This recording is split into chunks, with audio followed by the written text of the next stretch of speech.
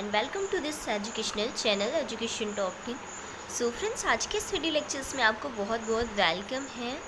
And एक बात बताइए कि आप लोग अच्छे तो हैं एंड हेल्दी है ना, और स्टडी भी कंटिन्यू कर रहे हैं, राइट?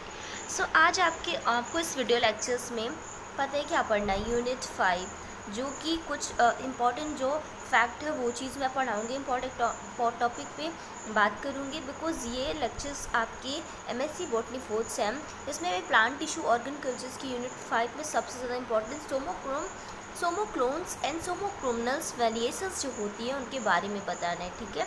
मुझे जो भी इंपॉर्टेंट लगता है देन मैं उसका वीडियो लेक्चर्स अपलोड करती हूँ। एंड इसके अलावा अगर कोई चीज़ आप रिक्वायर्ड करते हैं दैट ये टॉपिक मुझे समझ में नहीं आता, इस टॉपिक पे आप लेक्चर्स अपलोड करो, देन मैं उस टॉपिक पे भी लेक्चर्स बनाती हूँ।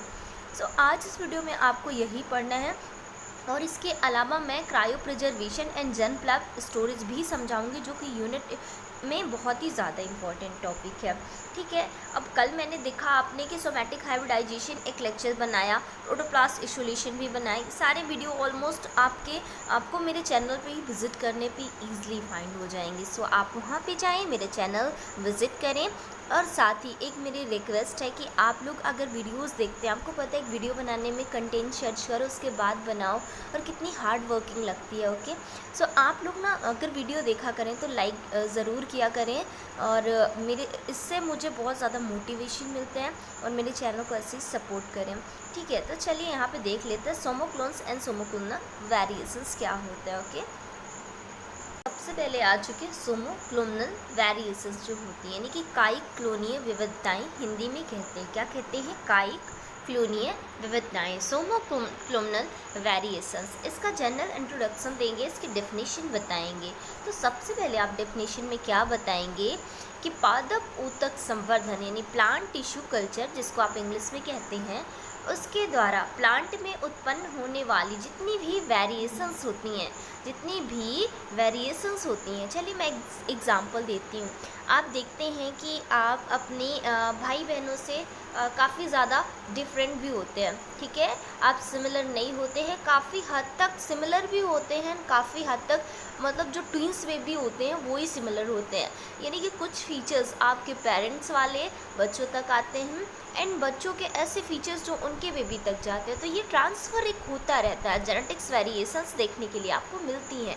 तो ऐसे ही एज इट इज़ अपन अपने आप को आप प्लांट से कोरिलेट करके अगर समझने की ट्राई करते हैं, तो प्लांट में भी ऐसी वेरिएशंस होती है, ऐसी उनमें विभिन्नताएं हो जाती हैं पीढ़ी दर पीढ़ी। कभी मान लीजिए कि अगर कोई स्ट्रेस हो गया, एक प्लांट है, एक मदर प्लांट है, उसमें बहुत अच्छी सी ग्रोविंग है, उसके फल फूल बहुत अच्छे हैं, सब अच्छे तरह डेवलप्ड है, ठीक है? लेकिन उसका जो बेबी प्लांट हो गया, मदर प्लांट का बेबी प्लांट हो गया, छोटा बेबी प्लांट, आप उसको ऐसे देखेंगे कि उसमें कुछ मान लीजिए कि कभी इन्वायरमेंट की कमी, उसमें जैसे सनलाइट कम हुआ, या फिर उसकी लीफ मुड़ी हुई होंगी, उसका जो स्टेम है वो प्रॉपरली स्टैंड नहीं होगा, और बहुत सारी प्रॉब्लम ऐसी देखने के लिए मिल जाएंगी। तो आप इसको क्या कहेंगे?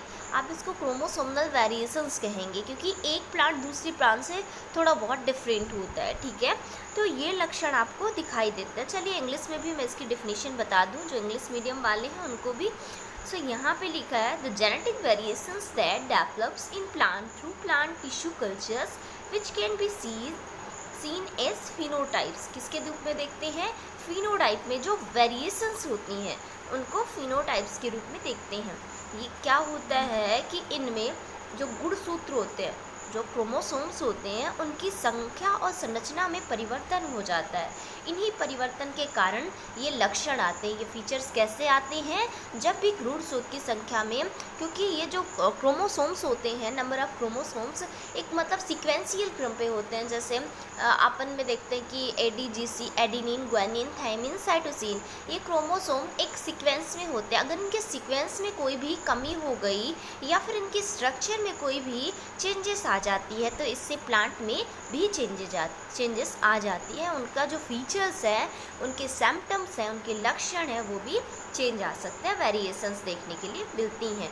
ये कैसे वेरिएशंस हो सकती है, कैसे विभिन्नताएं हो सकती हैं, चलिए इसको भी देख लेते हैं, ठीक है? तो सबसे पहले मैंने जैसा कि बताया आपको कि लीफ शेप एंड कलर, पत्ती की साइज और कलर में भी परिवर्तन होता है, ये भी विभिन्नता है, उससे डिफरेंस ही होगी। ऑब्वियस सी बात है फ्रेंड्स की अगर प्लांट से कोई भी बेबी प्लांट्स उसका मतलब उसी की जनरेशन का प्लांट अगर डिफरेंट है, देन आप कह सकते हैं कि क्रोमोसोमल वेरिएशंस हो सकता है, जो किसकी वजह से होता है। चलिए बताइए किसकी वजह से होता है? गुणसूत्र की कमी की वजह से, या उसकी संरचना में या संख्या में किसी भी प्रकार का कोई अगर चेंजेस आता है, अदर चेंजेस, जिसकी वजह से ये क्रोमोसोमल वेरिएशंस देखने के लिए मिलती हैं। आई होप आपको समझ में आ गया होगा। जितना भी मैं समझाने की ट्राई करती हूँ आप उसको पहले ध्यान से सुने, साथ ही आप हर चीज़ को नोट डाउन करें ताकि आपको बेहतर समझ में आए। तो कैसे हो सकते हैं वर्ण और आकृति व रंग, जैसे आप अपने आप से लगा लीजिए। एक एग्जाम्पल देखते हैं कि आप अगर आपके मम्मा पापा बहुत ज़्यादा फेयर हैं, तो मम्मा आपकी फेयर है, पापा का थोड़ा सा डार्क कलर है, देन ऐसा नहीं होता कि बेबी सिमिलर होगा, कि मतलब किसी एक पे ही जाएगा, या फिर मम्मा या फिर पापा, तो उसका कलर कैसा हो जाएगा, या फिर डार्क हो जाएगा या फिर वाइट हो जाएगा। तो ऐसे होता है कि कभी कभी प्लांट्स में ऐसा देखने की मिलता है कि इसकी लीफ की शेप एंड कलर डिफरेंट होता है, तो ये वेरिएशंस हो जाती है। ग्रोथ रेट, अगर मान लीजिए आपकी ग्रोथ, आपके मदर और फादर की ग्रोथ अच्छी है, देन आपकी उनसे थोड़ी कम हो रही है, तो ये किसका? इन्वायरमेंट का इफेक्ट है, या फिर ये क्रोमोसोमल में वेरिएशंस हो सकती हैं, जेनेटिक्स वेरिएशंस हो सकती हैं।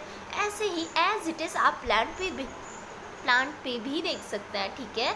तो ग्रोथ रेट भी हो सकती है, हैबिट्स में भी चेंजेस हो सकती है, सेक्सुअल फर्टिलिटी भी चेंज हो सकती है, यानी कि लैंगिक उर्वरता चेंज भी हो सकती है।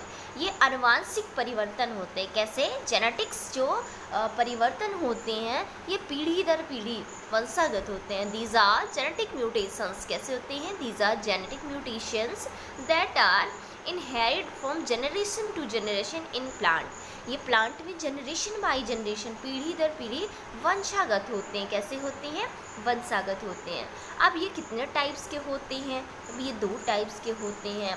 कौन कौन से?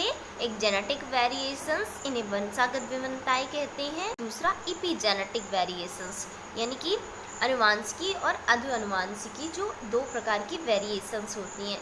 अनुवांशिकी तो आपको पता है, कॉमन सेंस की बात है कि जो वंशागत विभिन्नताएं होंगी तो ये क्या कहलाएंगी? जो हेरिटेबल होंगी, विरासत भी आपको मिली होगी, आपके मदर फादर से मिली होगी, पीढ़ी दर पीढ़ी चलती आ रही होगी, वो आपकी जेनेटिक्स वेरिएशंस होती हैं। ओके। लेकिन ये जो कर्तोत्तक की कायिक कोशिकाएँ होती हैं, क्या होती हैं? कायिक कोशिकाओं में पहले से ही विद्यमान होती हैं।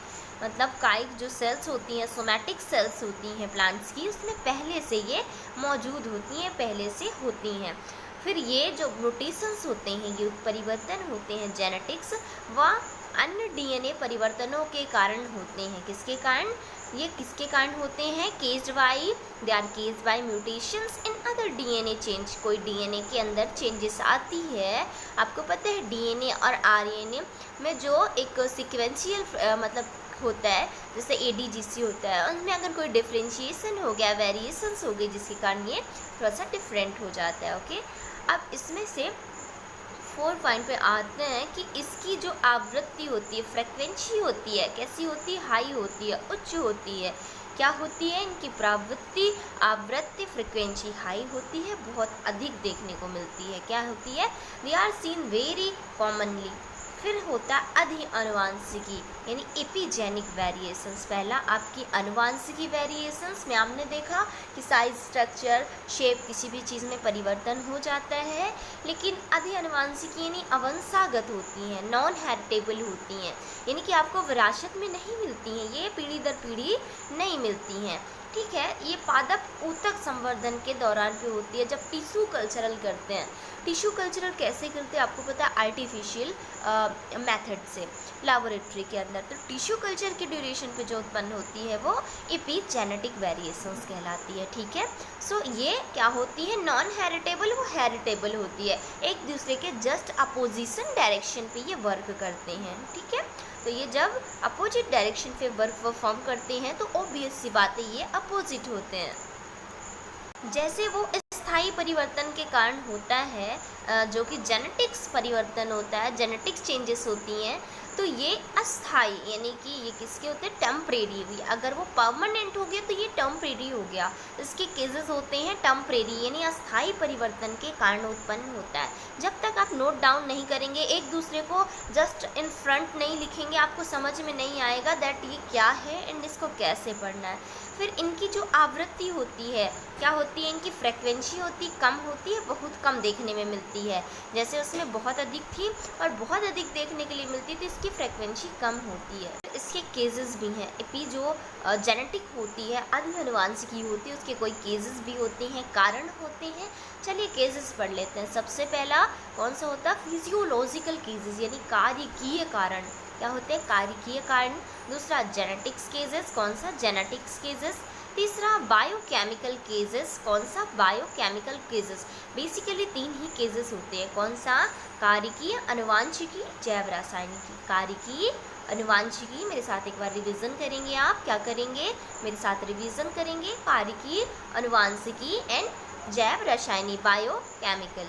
ठीक है, तो friends come to the first point, कार्यकीय कारण।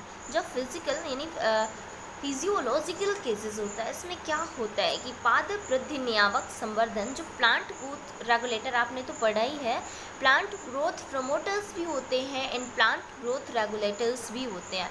जब ये इनके संपर्क में आते हैं तो ये चेंजेस होती है। कार्यकी मतलब कि कोई भी ऐसा जो कार्यकी होती है तभी चेंज होता है कि जब जो ग्रोथ नियंत्रक हार्मोन्स होते हैं कल्चरल के टाइम पे उसके संपर्क में आते हैं, उसके कांटेक्ट में आते हैं, तो ये चेंजेस उत्पन्न होते हैं। ठीक है, समझ में आ गया। फिर सेकंड पॉइंट पे आपको लिखना है कार्यकी में कि संवर्धन परिस्थितियां भी पादपों में परिवर्तन उत्पन्न करती हैं, यानी कि जो कल्चरिंग कंडीशंस होती हैं वो भी प्लांट्स में चेंजेस लाती हैं। क्या लाती हैं, प्लांट में इससे भी परिवर्तन होता है। लेकिन जेनेटिक्स जो केसेस होता है उसमें क्या होता है, सबसे पहले जेनेटिक्स केसेस अगर आता है तो आपको बताना है नंबर ऑफ गुणसूत्र में जो परिवर्तन होता है, changes in number of chromosome, जो क्रोमोसोम की संख्या में परिवर्तन होता है। मान लीजिए किसी में एनिपुलाइडी या पॉलीपुलाइडी आपने पढ़ा है कि जिसमें गुणसूत्र में 1 या 2 गुणसूत्रों की कमी या वृद्धि हो जाती है। जब गुणसूत्र में किसकी कमी या वृद्धि हो जाती है, 1 या 2 गुणसूत्र की, तो एनियोपुलाइडी कहलाता है। मान लीजिए एग्जाम्पल 2n+1 हो गया, 2n+2 हो गया, तो इसमें क्या होता है, गुणसूत्र की संख्या में कमी या वृद्धि हो सकती है, आप इसको कह सकते हैं। पॉलीपुलाइडी क्या हो गया, देखिए जेनेटिक्स की बात करेंगे तो आप नंबर ऑफ डीएनए, जो डीएनए की संख्या में कमी रह जाती है, जैसे एनियोपुलाइडी, पॉलीपुलाइडी। पॉलीपुलाइडी में क्या होता है कि जीनोम की संख्या में यानी कि संपूर्ण जीनोम की संख्या में जो क्या होती है, जो कंप्लीट जीनोम्स होता है उसकी नंबरिंग में क्या होती है, इंक्रीजमेंट होती है यानी वृद्धि होती है। 2n = 4x या 6x। ठीक है, तो यहाँ पे गुणसूत्र की संख्या में परिवर्तन भी होता है, डिलेक्शन होता है, इन्वर्शन होता है, डुप्लीकेशन होता है, ट्रांसलोकेशन होता है। कैसे होता है, डिलेक्शन, इन्वर्सन, डुप्लीकेशन, ट्रांसलोकेशन, ये भी होता है। फिर दूसरा है जीन में परिवर्तन, पहले आनुवांशिकी संख्या जैसे डीएनए आरएनए में परिवर्तन हो गया तो उससे भी चेंजेस आ गई। दूसरी बात जीन में परिवर्तन हो गया, जैसे ट्रांसिशन हो गया, ट्रांसवर्सन हो गया, इंसर्टेशन हो गया, डिलेक्शन हो गया, तो ये सारी चीज़ें हो गई। तो जैसे इसका अब अगर आपको मैं बता देती हूँ तो एक चीज़ देखिए, आप यहाँ से पढ़ते हैं कि जब गुणसूत्र में जो परिवर्तन होता है तो वो कैसा होता है, वो यहाँ से स्टार्ट होता है डिलेक्शन से, लेकिन जो जीन में परिवर्तन होता है वो डिलेक्शन में एंड हो जाता है। चलिए यहाँ पे देखिए, ये डिलेक्शन में एंड हो गया और ट्रांसिशन में गुणसूत्र में परिवर्तन स्टार्ट होता है तो यहाँ पे एंड हो गया। अब चलिए समझने की ट्राई करते हैं। इसमें जैसे डिलेक्शन फर्स्ट पॉइंट है तो गुण जीन में परिवर्तन लास्ट पॉइंट है। ठीक है, जैसे डिलेक्शन, इन्वर्शन, डुप्लीकेशन, ट्रांसलोकेशन, तो वो जीन में परिवर्तन उल्टा स्टार्ट होता है, ट्रांसलोकेशन से स्टार्ट होता है, डुप्लीकेशन, इन्वर्सन, डिलेक्शन। ठीक है, तो ये दूसरे अब एक दूसरे के जस्ट अपोजिशन वर्क करते हैं। ठीक है, अब यहाँ पे देखते हैं जो साइटोप्लाज्मिक जीन म्यूटेशंस होता है वो क्या होता है। यहाँ पे कोशिका द्रव्य जीन परिवर्तन क्या होता है। कोशिका द्रव्य आपको पता है में माइटोकॉन्ड्रिया होते हैं आपका हरित लवक होता है, लेकिन उसमें भी डीएनए पाया जाता है। क्या पाया जाता है? डीएनए पाया जाता है। और इसमें उत्परिवर्तन होने से जब मान लीजिए आपका जो क्रोमोसोमल साइटोप्लाज्मिक जीन होता है, यानी कि जो भी सेल के अंदर कोशिका द्रव्य होता है, जिसके अंदर बहुत सारे ऑर्गन्स होते हैं, mitochondria, Golgi body, ribosome, lysosome और आपका सेंट्रियोल, ये सब कुछ होता है, लेकिन इसके अंदर भी डीएनए होते हैं। अगर इन डीएनए में कोई भी चेंजेस हो जाती हैं, देन प्लांट के भी फीचर्स चेंज हो जाते हैं। ठीक है, तो ये आपको समझना चाहिए, क्योंकि आप ये काफ़ी टाइम पहले से ये चीज़ें आप स्टडी करते आ रहे हैं, देन आपको बहुत ईजिली समझ में आ जाना चाहिए कि चेंजेस कैसे आती हैं। फिर ट्रांसपोन्स के सक्रियण से ड्यू टू एक्टिवेशन ऑफ ट्रांसपोन्स, यानी कि जीनोम में कुछ ऐसे डीएनए सेगमेंट्स पाए जाते हैं। क्या पाए जाते हैं? ऐसे खंड पाए जाते हैं, ऐसे ऐसे होते हैं ना, आपने स्ट्रक्चर बनाया था, जो अपनी सिचुएशंस, अपनी स्थिति बदल देते हैं, इन्हें ही ट्रांसपोन्स कहते हैं। ठीक है, ये पादप में लक्षण उत्पन्न करते, अगर इन फीचर्स में चेंजेस हो गया तो वहाँ भी ये चेंज हो जाते हैं। एक और पॉइंट मैंने बताया, डीएनए का जो 20 सीक्वेंशियल होता है उसमें भी अगर चेंजेस आ गई, देन यहाँ पे चेंजेस आ जाएगी। डीएनए के क्षार क्रम में परिवर्तन की से जो विविधता उत्पन्न हो सकती है, जैसे आरी के उपयोग से डीएनए सेगमेंट्स के आकार में भी परिवर्तन हो सकता है। ठीक है, क्या होता है? डीएनए के आकार में भी परिवर्तन होता है, जिससे वेरिएशंस हो जाती हैं। फिर अगर प्रोटीन में परिवर्तन से विविधता उत्पन्न हो सकती है, तो प्रोटीन के साथ जो खंड जुड़ा होता है, सेगमेंट जुड़ा होता है, वो भी अलग हो जाता है। क्या हो जाता है? वो भी अलग हो जाता है। विशिष्ट प्रोटीन के स्तर में परिवर्तन हो जाता है। तो प्रोटीन का स्तर जब चेंज होता है, आपको भी पता है, तो बहुत सारी वेरिएशंस देखने के लिए मिलती हैं। जो जैव रासायनिक कारण है, बायोकेमिकल केसेस, आपको भी पता है कि सबसे मोस्ट इम्पॉर्टेंट इसमें फैक्ट है जो प्रकाश संश्लेषण, आपका फोटोसिंथेसिस है। इसकी क्षमता, जब कार्बन मेटाबॉलिज्म में कोई भी चेंजेस होता है, देन जो फोटोसिंथेसिस होती है उसकी भी कैपेसिटी फिनिश्ड हो जाती है, ख़त्म हो जाती है। ठीक है, सो यहाँ पे सेकेंड पॉइंट में कैरोटीनाइड जो होता है, परिपथ के माध्यम से जब स्टार्च का जैव संश्लेषण होता है, संश्लेषण होने पे भी पादपों के लक्षण में परिवर्तन हो जाता है। सो फ्रेंड्स, मेरी एक रिक्वेस्ट है, आप जितना पढ़ते जाएं उसको समझते जाएं, साथ ही नोट डाउन करते चलें, ताकि आपको ईजिली ही चीज़ें कवर आउट होती चलें। अब यहाँ पे कुछ और पॉइंट्स हैं जिनको मैं यहाँ पे डिफ़ाइन नहीं करूँगी, बढ़ती हूँ आगे की ओर।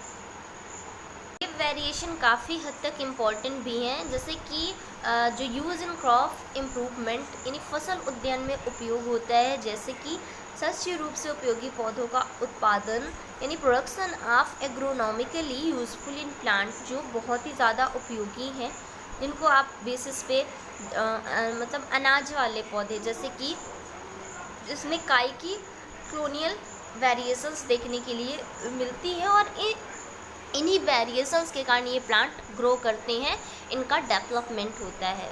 ठीक है, तो ये काफ़ी हद तक इम्पॉर्टेंट भी है, जैसे आपका धान हो गया, गेहूँ हो गया, मक्का, गन्ना, जौ हो गया, जई हो गया, सोयाबीन हो गया, आलू मटर टमाटर हो गया, गाजर हो गया, सरसों तंबाकू हो गया, ये काफ़ी ही इम्पॉर्टेंट प्लांट है।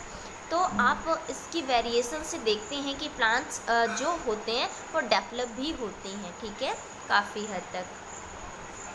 दूसरी बात ये है कि रेसिस्टेंस टू डिजीज़, रोगों के प्रति जो रोधिता होती है, वो भी क्रोमोसोमल वेरिएशंस के काइक जो सोमनल मतलब वेरिएशंस होता है, क्लोनिकी वेरिएशंस के कारण होता है। रोग रोधिता विकसित की गई है, जैसे धान हो गए, गेहूँ, मक्का, गन्ना, जौ, टमाटर, आलू हो गया, गाजर, तंबाकू हो गया, सेब, केला हो गया। तो ये सब चीज़ों में रोग रोधिता, रेसिस्टेंस टू डिजीज़ होता है।